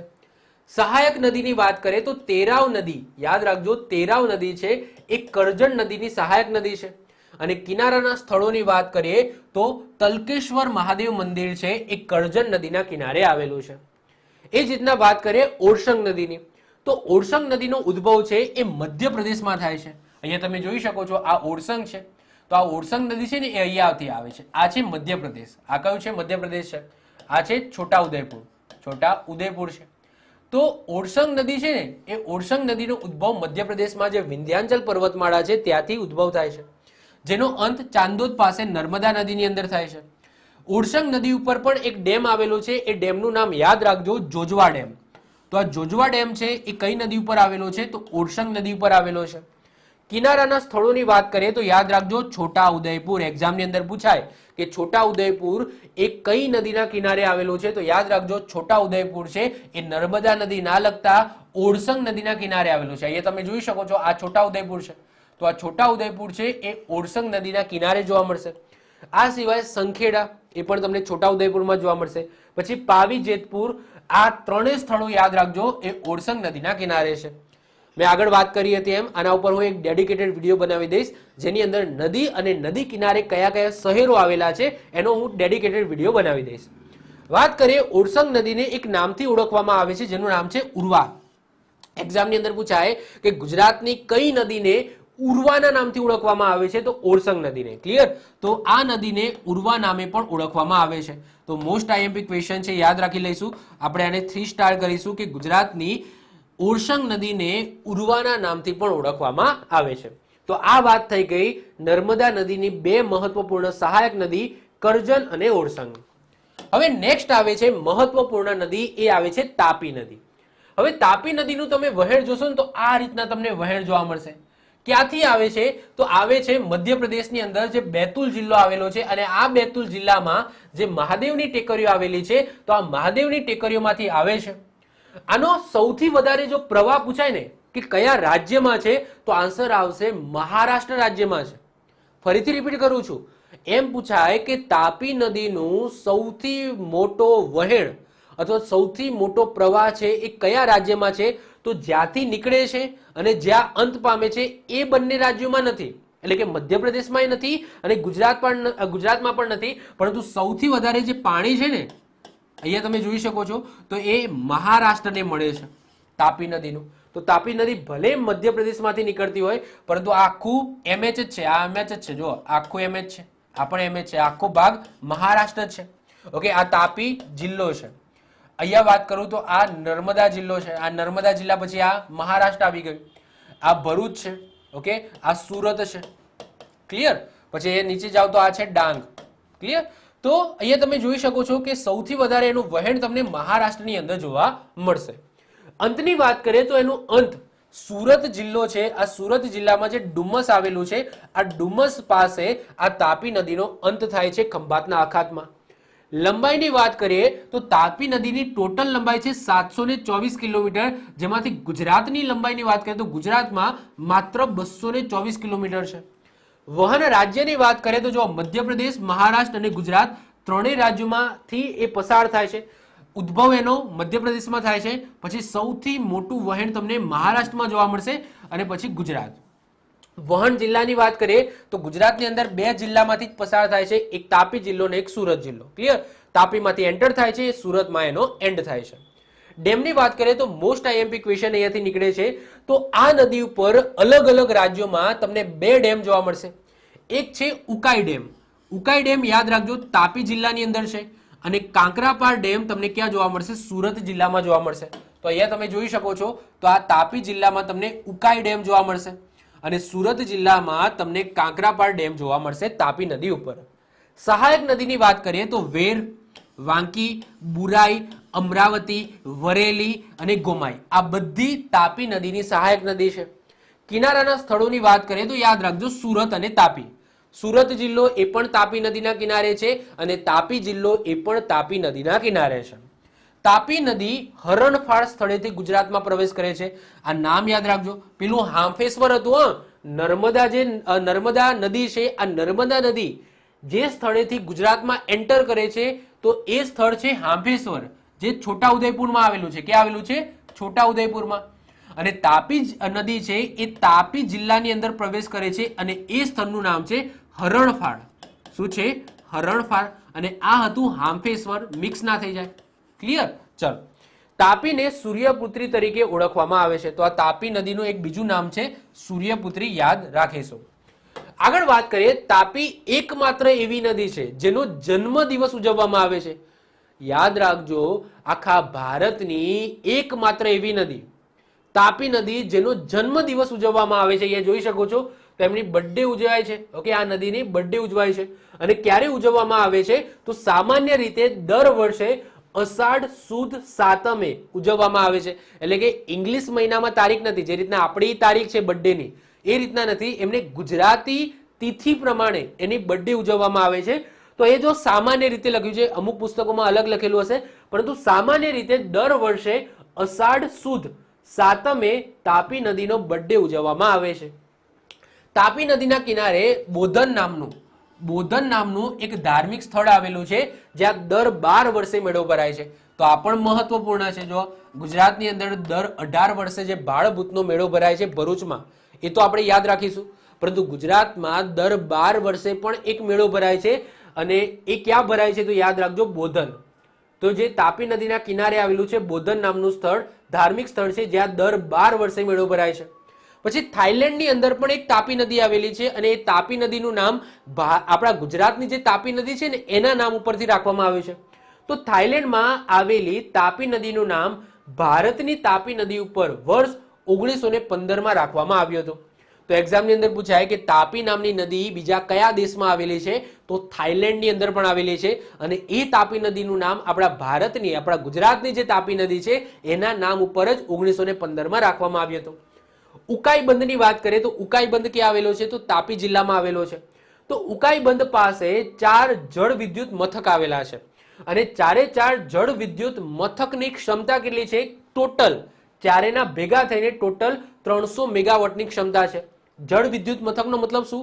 તો ટર્બાઇન ગોઠવીને એનો જે ધોધ પડે છે, પાણીનો ધોધ પડે છે, એનાથી ટર્બાઇન ફરે છે અને એનાથી વીજળી ઉત્પન્ન કરવામાં આવે છે. તો એને આપણે જળ વિદ્યુત મથક કહીશું. તો એવા 4 જળ વિદ્યુત મથક તમને જોવા મળશે તાપી નદી ઉપર, ક્યાં? જ્યાં ઉકાઈ બંધ આવેલો છે ત્યાં. અને એની ક્ષમતાની વાત કરીએ તો ટોટલ ક્ષમતા કેટલી છે? 300 મેગાવોટની ક્ષમતા છે. ઉકાઈ બંધને ગુજરાતનો ભાખરા નાગલ બંધ પણ કહેવામાં આવે છે. એકચ્યુઅલી જે ભાખરા નાગલ બંધ છે એ આપણે ભારતની જીઓગ્રાફીમાં ભણીશું, પણ યાદ રાખજો ગુજરાતમાં જે તાપી નદી ઉપર જે ઉકાઈ બંધ આવેલો છે, આ ઉકાઈ બંધને પણ ગુજરાતનો ભાખલા નાગલ બંધ કહેવામાં આવે છે. અને જે રીતના ભાખલા નાગલ બંધ ઉપર એક સરોવરની રચના થઈ છે, એ જ રીતના ઉકાઈ બંધથી પણ એક સરોવરની રચના થઈ છે. એને પણ શું કહેવામાં આવે છે? વલ્લભ સાગર સરોવર કહેવામાં આવે છે. તો કહેવાય છે ને કે જે રીતના ઇન્ડિયન જીઓગ્રાફીની અંદર તમને ભાખલા નાગર બંધ ચલાવી, જ્યારે આપણે નદીઓ ભણીશું ભારતની નદીઓ એ વખતે, તો જે રીતના ભાખલા નાગર બંધ બનાવીને ત્યાં એક કૃત્રિમ સરોવરની રચના કરવામાં આવી છે વલ્લભ સાગર, એ જ રીતના ગુજરાતમાં તાપી નદી ઉપર જે ઉકાઈ બંધ છે, આ ઉકાઈ બંધને ગુજરાતનો ભાખલા નાગર બંધ કહેવામાં આવે છે. અને આ ઉકાઈ બંધથી ત્યાં એક સરોવરની રચના થઈ છે, કૃત્રિમ સરોવરની રચના થઈ છે, એને વલ્લભ સાગર તરીકે જ ઓળખવામાં આવે છે.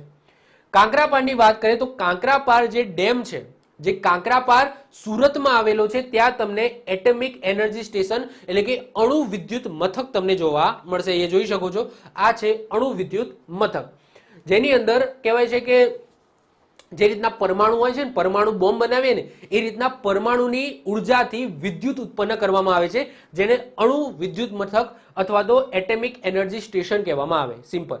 જે રીતના આપણે તમને ખબર છે ભાઈ કોલસાથી વીજળી ઉત્પન્ન કરીએ છીએ, એ રીતના તમને ખબર છે કે જે અણુ છે, પરમાણુ છે, એના જે ટુકડા થાય છે, જે રીતના એટોમિક બોમ્બ બને છે, તો એને જે ટુકડા થાય ને જ્યારે બ્લાસ્ટ થાય તો એમાં એનર્જી રહેલી હોય અને એ એનર્જીથી વિદ્યુત ઉત્પન્ન કરવામાં આવે, તો એને એટમિક એનર્જી સ્ટેશન અથવા તો અણુ વિદ્યુત મથક કહેવામાં આવે છે. જે તમને ક્યાં જોવા મળશે? તો સુરતની અંદર કાંકરાપાર, જ્યાં કાંકરાપાર ડેમ આવેલો છે ને, ત્યાં તમને જોવા મળશે.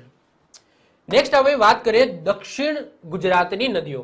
તો નર્મદા અને તાપી ભણી ગયા. હવે આપણે વાત કરવાની છે દક્ષિણ ગુજરાતની નદીઓની, જેમાં તમને પૂર્ણા, અંબિકા, ઔરંગા, પાર, કોલક, દમણગંગા જોવા મળશે. તો સૌથી પહેલા આપણે વાત કરીએ પૂર્ણા નદીની. તો પૂર્ણા નદીની વાત કરીએ તો પૂર્ણા નદીનો ઉદ્ભવ છે એ પીપલનેરના ડુંગર સહ્યાદ્રી પર્વતમાળા મહારાષ્ટ્રમાંથી આવે છે. તો અહીંયા તમે જુઓ, આ એમએચ છે, તો મહારાષ્ટ્રમાં એનો ઉદ્ભવ થાય છે પૂર્ણા નદીનો. ત્યાં આવેલા છે પીપલનેરના ડુંગરો. ઇવન અહીંયા જેટલા પણ ડુંગરો આવેલા છે ને, એને પશ્ચિમ ઘાટ કહેવામાં આવે છે. ગુજરાતમાં એને સહ્યાદ્રી પર્વતમાળા કહેવામાં આવે છે. તો આ સહ્યાદ્રી પર્વતમાળાના ભાગ રૂપે જ બધા અહીંયા ડુંગરો આવેલા છે. તો ત્યાં એક ડુંગર તમને જોવા મળશે પીપલનેરના ડુંગર, અને ત્યાંથી આ પૂર્ણા નદીનો ઉદ્ભવ થાય છે, જેનો અંત ક્યાં થાય છે? તો અહીંયા તમે જોઈ શકો છો નવસારીના કિનારે અરબ સાગરની અંદર થાય છે. જો આટલે સુધી હે ને, આટલે સુધી ખંભાતનો અખાત કહેવાય, આટલે સુધી ખંભાતનો અખાત કહેવાય. પછી અહીંયા આ જે ભાગ છે ને, તો આને શું કહેવામાં આવે? અરબ સાગર કહેવામાં આવે. ક્લિયર? તો અહીંયા અરબ સાગર થઈ જાય, અરબ સાગર થઈ જાય, કારણ કે અખાત છે ને એ આટલે સુધી ગણવામાં આવે છે. ક્લિયર? તો જે પૂર્ણા, અંબિકા, ઔરંગા, પાર, કોલક, દમણગંગા, આ બધાનો જે અંત થાય છે એ અરબ સાગરની અંદર થાય છે. તો નવસારી કિનારે અરબ સાગરમાં આ પૂર્ણા નદીનો એન્ડ આવે છે. લંબાઈની વાત કરીએ તો આ પૂર્ણા નદીની લંબાઈ છે ટોટલ 180 કિલોમીટર. કિનારાના સ્થળોની વાત કરીએ તો મોસ્ટ આઈએમપી નવસારી. આ એક્ઝામની અંદર પૂછાયેલો ક્વેશ્ચન છે કે નવસારી જિલ્લો છે એ કઈ નદીના કિનારે છે? તો યાદ રાખજો, પૂર્ણા નદીના કિનારે છે. સહાયક નદીની વાત કરીએ તો પૂર્ણા નદીની 2 સહાયક નદી છે, એક છે વાલ્મીકી અને બીજી છે ગીરા. ખાસ ઇમ્પોર્ટન્ટ નથી, યાદ નહીં રાખે. ઓકે, તો 2 સહાયક નદી છે, વાલ્મીકી અને ગીરા. આ નદીનું પ્રાચીન નામ પૂર્ણિમા હતું. આ જે પૂર્ણા નદી છે એનું પ્રાચીન નામ શું હતું? પૂર્ણિમા હતું. અને એના જ કિનારે તમને પૂર્ણા વન્યજીવ અભયારણ્ય પણ જોવા મળશે. તો જે પૂર્ણા અભયારણ્ય જોવા મળે છે, આ પૂર્ણા અભયારણ્ય આ પૂર્ણા નદીના કિનારે છે. ક્લિયર? ચલો, એના પછી નેક્સ્ટ વાત કરીએ અંબિકા. તો પૂર્ણા નદીની દક્ષિણે તમને અંબિકા નદી જોવા મળશે. તો અંબિકા નદીના ઉદ્ભવની વાત કરીએ તો સાપુતારાના ડુંગરો તમને ક્યાં જોવા મળશે? ડાંગમાં પણ જોવા મળશે, આ રીતના MH ની અંદર પણ જોવા મળશે. તો સાપુતારાના જે ડુંગરો છે સહ્યાદ્રી પર્વતમાળા જ કહેવામાં આવે છે. મહારાષ્ટ્રમાંથી આ અંબિકા નદી આવે છે, જેનો અંત નવસારીનું જે બિલીમોરા છે, આ બિલીમોરા પાસે અરબ સાગરની અંદર થઈ જાય છે. તો અહીંયા તમે જોઈ શકો છો મહારાષ્ટ્રમાં આથી આવે છે ડાંગમાંથી એ ક્યાં આવે છે? નવસારીની અંદર, અને નવસારીમાં બિલીમોરા આવેલું છે અને આ બિલીમોરા પાસે એ અરબ સાગરની અંદર મળી જાય છે. કિનારે આવેલા સ્થળોની વાત કરીએ તો બિલીમોરા અને વધઈ, યાદ રાખજો વધઈ અને બિલીમોરા આ બંને અંબિકા નદીના કિનારે છે. ઓકે, તો યાદ રાખજો બિલીમોરા અને વધઈ કઈ નદીના કિનારે છે? અંબિકા નદીના કિનારે છે. સહાયક નદીની વાત કરીએ તો કાવેરી અને ખરેખા. એ તમે જોઈ શકો છો આ કાવેરી છે. તો આ કાવેરી નદી અને ખરેખા નદી એ અંબિકા નદી સહાયક નદી છે. આ નદી પર ડાંગ જિલ્લામાં ગીરા ધોધ આવેલો છે. Most IMP question. અહીંયા તમે જોશો આ ડાંગ છે, ઓકે, આ નવસારી છે. તો આ નદી એટલે કે અંબિકા નદી ડાંગમાંથી પસાર થાય છે. તો આ જગ્યાએ ડાંગ જિલ્લાની અંદર ઓકે તમને એક ધોધ જોવા મળશે, ધોધ. ઓકે, અને ધોધનું નામ છે ગીરા ધોધ. તો ગીરા ધોધ તમને જોવા મળશે. અહીંયા તમે ઇમેજ પણ અહીંયા જોઈ શકો છો. આ નદીના કારણે ગણદેવી જે ગોળ માટે જાણીતું છે એની આસપાસ શેરડીની ખેતી થાય છે. તો ગણદેવી યાદ રાખજો, ગણદેવી નવસારીનું જે ગણદેવી છે જે શેના માટે જાણીતું છે? ગોળ માટે જાણીતું છે. અને ગોળ શેમાંથી બનાવવામાં આવે છે? શેરડીમાંથી બનાવવામાં આવે છે. હવે ઓબ્વિયસલી ત્યાં ગણદેવી પાસે ગોળનું ઉત્પાદન આટલું બધું કેમ છે? કારણ કે ત્યાં શેરડીની ખેતી સારી થાય છે, એટલે કે શેરડીમાંથી જ ગોળ બને છે, એટલા માટે ત્યાં ગોળ એનું ઉત્પાદન સારું થાય છે. ક્લિયર? તો જે ગણદેવીની આસપાસ જે શેરડીની ખેતી છે એ કઈ નદીને આભારી છે? તો અંબિકા નદીને આભારી છે. એના પછી નેક્સ્ટ આવે છે ઔરંગા. તો ઔરંગા તમે જોઈ શકો છો, ઔરંગાનો જે ઉદ્ભવ છે ને એ વલસાડ જિલ્લામાં જ થાય છે. તો એનો ઉદ્ભવ ધરમપુરના જે ડુંગરો આવેલા છે વલસાડની અંદર, તો ત્યાં જ આ ઔરંગા નદીનો ઉદ્ભવ થાય છે. અને એનો અંત ક્યાં થાય છે? તો વલસાડ પાસે જ અરબ સાગરની અંદર એનો અંત થઈ જાય છે. લંબાઈની વાત કરીએ તો ટોટલ લંબાઈ છે 64 કિલોમીટર. યાદ નહીં રાખીએ. કિનારાના સ્થળોની વાત કરીએ તો યાદ રાખજો વલસાડ, ધરમપુર અને ચીખલી. વલસાડ, ધરમપુર અને ચીખલી ત્રણે વલસાડ જિલ્લામાં જ આવેલા છે. કઈ નદીના કિનારે છે? ઔરંગા નદીના કિનારે છે. જે રીતે મેં વાત કરી કે ભાઈ પૂર્ણા નદીના કિનારે નવસારી છે, એ જ રીતના એક્ઝામની અંદર એવું પણ પૂછાય કે ભાઈ વલસાડ છે એ કઈ નદીના કિનારે છે? તો ઔરંગા નદીના કિનારે છે. સહાયક નદીની વાત કરીએ તો એક સહાયક નદી છે વાંકી, જે ઔરંગાની સહાયક નદી છે. ઔરંગા નદી છે ને શરૂઆતમાં આમ બે ફાટા હોય છે, મતલબ કે આમ બે ફાટા ભેગા થઈને આ રીતના ઔરંગા નદી બને છે. તો એ જે બે ફાટા છે એ બે અલગ અલગ નામ છે. એક છે માન અને બીજું છે તાન. તો માન અને તાન નામની બે નદીઓ ભેગી થાય છે ને ત્યારે એ ઔરંગા નદી બને છે. અને આ માન અને તાન એ ક્યાં છે? તો વલસાડમાં છે. તો વલસાડમાં શરૂઆતમાં આ રીતના બે નાના ફાટા છે. ઓકે, અહીંયા બતાવે નથી. તો આ રીતના બે નાના ફાટા છે. એકનું નામ છે માન અને બીજાનું નામ છે તાન. તો માન અને તાન બે નદીઓ આ રીતના નાની નાની ભેગી થઈને આ ઔરંગા નદી બને છે. તો એ પણ આપણે યાદ રાખીશું. તો આ વાત થઈ ગઈ ઔરંગા નદીની. એના પછી નેક્સ્ટ આવે છે પાર નદી. તો પાર નદી તમે જોઈ શકો છો એ ક્યાંથી આવે છે? તો મહારાષ્ટ્રમાંથી આવે છે. તો ભેરવી ગામ આવેલું છે મહારાષ્ટ્રમાં. તો મહારાષ્ટ્રના ભેરવી ગામથી આ પાર નદીનો ઉદ્ભવ થાય છે અને એનો અંત વલસાડનું જે પારડી આવેલું છે, વલસાડનું જે પારડી આવેલું છે, આ પારડી ગામ પાસે આ પાર નદી છે એ અરબ સાગરની અંદર મળી જાય છે. લંબાઈની વાત કરીએ તો ટોટલ લંબાઈ છે 80 કિલોમીટર. મહારાષ્ટ્રથી શરૂઆત કરીએ તો, પરંતુ ગુજરાતમાં પ્રવેશ કરે છે ત્યાંથી શરૂઆત કરીએ તો 51 કિલોમીટર એની લંબાઈ છે. કિનારે આવેલા સ્થળોની વાત કરીએ તો બે મહત્વપૂર્ણ સ્થળો યાદ રાખીશું. બંને મહત્વ ધરાવે છે.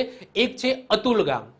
અતુલ ગામ એ ત્યાં આવેલી રસાયણ ફેક્ટરીઓ માટે જાણીતું છે. મોસ્ટ આઈએમપી છે. તો અતુલ ગામ જે રસાયણ માટે જાણીતું છે એવું અતુલ ગામ છે એ પાર નદીના કિનારે છે. આ સિવાય પારડી કરીને એક ગામ જોવા મળશે અને આ પારડી ગામ છે ને એ ઘાસિયાની જમીન વિવાદ માટે જાણીતું છે. તો ગુજરાત અને મહારાષ્ટ્રની વચ્ચેનો એક વિવાદ છે ઘાસિયા જમીનને લઈને. તો આ ઘાસિયા જમીન છે ને એ ક્યાં આવેલી છે? તો આ પારડી ગામ પાસે આવેલી છે અને આ પારડી ગામ છે એ પાર નદીના કિનારે છે. તો આ પારડી નામનું જે ગામ છે જે પાર નદીના કિનારે છે, જે ઘાસિયા જમીનના વિવાદ માટે જાણીતું છે. તો યાદ રાખીશું કઈ નદીના કિનારે છે? પાર નદીના કિનારે છે. ક્લિયર? તો બે વસ્તુ આપણે યાદ રાખવાની છે પાર નદીને લઈને. એના પછી નેક્સ્ટ આવે છે કોલક નદી. કોલક નદી તમને પાર નદીની દક્ષિણે જોવા મળશે. તો કોલક નદીનો ઉદ્ભવ છે ને એ ક્યાંથી થાય છે? તો વલસાડમાં. તો વલસાડમાં જે સાપુતારાની ટેકરીઓ આવેલી છે, ઓકે, આમ તો ડાંગમાં પણ આવેલી છે, આ રીતના તમને જોવા મળશે. સાપુતારાની ટેકરીઓ જોવા મળશે. અહીંયા તમને વિલ્સનની ટેકરીઓ જોવા મળશે, જે સાપુતારાના ભાગરૂપે છે. તો વિલ્સન ટેકરીઓ પણ તમને જોવા મળશે. તો સાપુતારાની ટેકરીઓમાંથી ઉદ્ભવ થાય છે, જેનો અંત વલસાડનું જે પારડી છે, જે રીતના અહીંયા આપણે વાત કરી પાર, તો આ પાર નદીનો જે એન્ડિંગ થાય છે એ જગ્યાએ કોલક નદીનો પણ એન્ડિંગ થાય છે. પારડી વલસાડમાં અરબ સાગરની અંદર આ કોલક નદીનો અંત થાય છે. લંબાઈની વાત કરીએ તો 38 કિલોમીટર એની લંબાઈ છે. કિનારાના સ્થળની વાત કરીએ તો મોસ્ટ આઈએમપી છે ઉદવાડા. ઉદવાડા એ પારસીઓનું કાશી કહેવામાં આવે છે. પારસીઓનું પવિત્ર સ્થાન છે આ ઉદવાડા. યાદ રાખજો, મોસ્ટ આઈએમપી ક્વેશ્ચન છે. પારસીઓના કાશી તરીકે ગુજરાતનું કયું સ્થળ જાણીતું છે? તો ઉદવાડા. અને પારસીઓ માટે બહુ જ મહત્વનું છે. ત્યાં સૌથી વધારે તમને પારસીઓ જોવા મળશે. તો ઉદવાડા એનું જે કહેવાય છે મંદિર, જે રીતના આપણે મંદિર કહીએ છીએ, તો એમનું જે ધાર્મિક જગ્યા હોય તો એ તમને ઉદવાડામાં જોવા મળશે. તો કિનારે આવેલા સ્થળોની વાત કરીએ તો ઉદવાડા, ત્યાં એમની પવિત્ર જ્યોત છે એ અહીંયા સ્થાપિત કરવામાં આવી છે, અહીંયા ઉદવાડા ખાતે. આ નદીમાં એટલે કે કોલક નદીની અંદર તમને એક માછલી જોવા મળશે, કાલુ નામની માછલી, જે મોતી આપતી માછલી છે. આ તમને દેખાય છે મોતી, તો આ બધા મોતી છે ને એ કાલુ નામની માછલી છે, એમાંથી કાઢવામાં આવે. તો આ કાલુ નામની માછલી સૌથી વધારે તમને કોલક નદીની અંદર જોવા મળશે. તો મોસ્ટ આઈએમપી ક્વેશ્ચન છે. જોવા બે વસ્તુ યાદ રાખીશું. જે પારસીઓનું કાશી તરીકે જાણીતું ઉદવાડા એ કઈ નદીના કિનારે છે? કોલક નદીના કિનારે છે. આ સિવાય આ કોલક નદીમાં મોતી આપતી માછલી, કાલુ માછલી, એ પણ તમને આ કોલક નદીની અંદર જોવા મળે છે. ક્લિયર? તો કોલક નદીમાંથી આ બધી વસ્તુ યાદ રાખીશું. નેક્સ્ટ આવે છે છેલ્લી નદી, ગુજરાતની સૌથી દક્ષિણતમ નદી, એ છે દમણગંગા નદી. અને દમણગંગા નદી ક્યાંથી આવે છે? તો દમણગંગા નદી છે એ પણ મહારાષ્ટ્રમાંથી આવે છે. મહારાષ્ટ્રમાં જે અહીંયા સહ્યાદ્રી પર્વતમાળા આવેલી છે, તો આ સહ્યાદ્રી પર્વતમાળાથી આ દમણગંગા નદી નીકળે છે, જેનો અંત ક્યાં થાય છે? તો અરબ સાગરમાં એનો અંત થાય છે. લંબાઈની વાત કરીએ તો 131.30 કિલોમીટર એની ટોટલ લંબાઈ છે. એના કિનારે આવેલા સ્થળોની વાત કરીએ તો વલસાડનું વાપી મોસ્ટ આઈએમપી છે. એક્ઝામની અંદર પૂછાઈ ગયેલું છે કે વલસાડનું જે વાપી છે એ કઈ નદીના કિનારે છે? તો ગુજરાતની સૌથી દક્ષિણતમ નદી છે દમણગંગા, એ નદીના કિનારે છે. આ સિવાય દમણ અને દાદરા આ બંને કેન્દ્ર શાસિત પ્રદેશ છે. તો દાદરા અને દમણ એ પણ તમને દમણગંગા નદીના કિનારે જોવા મળશે, જે કેન્દ્ર શાસિત પ્રદેશ છે. ડેમની વાત કરીએ તો મોસ્ટ આઈએમપી એક વસ્તુ યાદ રાખીશું, દમણગંગા નદી ઉપર એક બંધ આવેલો છે, એક ડેમ આવેલો છે, જેનું નામ છે મધુબન. તો મધુબન જે ડેમ છે એ કઈ નદી ઉપર છે? તો દમણગંગા નદી ઉપર છે. આ નદી ગુજરાતની સૌથી દક્ષિણતમ નદી છે. ચોમાસામાં આ નદીમાં ઘોડાપૂર આવે છે, એટલે કે સૌથી વધારે આમ ભયાનક પૂર આવે છે. આસપાસની કેમિકલના પ્રદૂષણના કારણે આ નદીનો રંગ કેવો થઈ ગયો છે? ગુલાબી થઈ ગયો છે. હવે ઓબ્વિયસલી જે વાપી છે એ બીજું અંકલેશ્વર જ છે. જે રીતના અંકલેશ્વર એ ફેક્ટરીઓ માટે જાણીતું છે, એ રીતના વાપીની અંદર પણ તમને ઘણી બધી કેમિકલ ફેક્ટરીઓ જોવા મળશે. જે કેમિકલ છે ને એનો જે કચરો છે એ આ દમણગંગા નદીની અંદર ઠાલવવામાં આવે છે, અને એ કેમિકલના કારણે આ દમણગંગા નદીનો રંગ છે એ ગુલાબી થઈ ગયો છે. તો જસ્ટ આપણે યાદ રાખીશું દમણગંગા નદીમાં આટલી બાબતો. ક્લિયર? તો આ સાથે ગુજરાતની બધી જ નદીઓ અહીંયા પૂર્ણ થાય છે. આઈ હોપ સો તમને બધી જ નદીઓમાં ખ્યાલ આવ્યો હશે. બધી જ નદીઓ વિશે મેં ડીપમાં સારી રીતના નકશા દ્વારા, મેપ દ્વારા સમજાવ્યું છે. કઈ નદીનો ઉદ્ભવ ક્યાંથી થાય છે, એનો અંત ક્યાંથી થાય છે, એના ઉપર કયા કયા બંધ આવેલા છે, કઈ કઈ સહાયક નદીઓ છે, કયા કયા જિલ્લામાંથી પસાર થાય છે, આ બધી જ વસ્તુ આપણે સમજી ગયા, ડીપમાં સમજી ગયા. હવે તમને નદીઓને લઈને કંઈ પણ પ્રોબ્લેમ હોવો જોઈએ નહીં. હજુ પણ આ લેક્ચર પછી તમારા માઇન્ડની અંદર નદીને લઈને કંઈ પણ ક્વેશ્ચન આવે છે તો તમે નીચે કોમેન્ટ કરી શકો છો, હું એનો આન્સર આપી દઈશ. ક્લિયર? તો મળીશું હવે નવા ટોપિક સાથે ગુજરાતી જીઓગ્રાફીના નેક્સ્ટ લેક્ચરની અંદર. ત્યાં સુધી વાંચતા રહો. જો લેક્ચર ગમ્યો હોય તો લેક્ચરને લાઈક કરી દો, મિત્રો સાથે શેર કરી દો. જો તમે આ ચેનલ ઉપર પહેલી વખત આવી ગયા હોય તો આવા જ વિડીયો જોવા માટે ચેનલને સબસ્ક્રાઇબ કરીને બાજુમાં બેલ આઇકન હશે એ દબાવી દો, જેથી કોઈ નવો વિડીયો અપલોડ કરું તેની નોટિફિકેશન તમને મળતી રહે અને તમારો કોઈ પણ વિડીયો મિસ ના થાય. તો મળીશું નેક્સ્ટ લેક્ચરમાં. Bye, all the best. જય હિન્દ, જય ભારત.